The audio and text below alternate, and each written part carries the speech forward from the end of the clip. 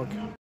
అయితే దీని గురించి ప్రత్యేకంగా ఎందుకు చెప్పాలి అంటే మా దగ్గరికి ప్రజాశక్తి రిపోర్టర్ ఒక ఆయన వచ్చారు, త్యాగరాజు గారు అని.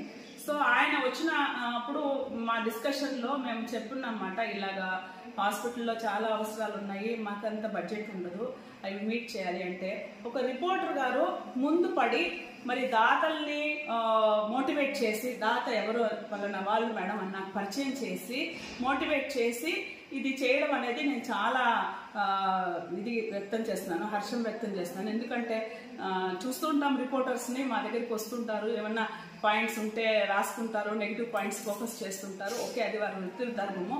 బట్ మా వైపు నుంచి ఆలోచించి ఇది చేయడం అనేది ఆయన లైక్ మంచి మనసుకు నిదర్శనము. అందరూ కూడా అసలు ఇలాంటివి చూసి మరి ఆదర్శంగా తీసుకోవాలి.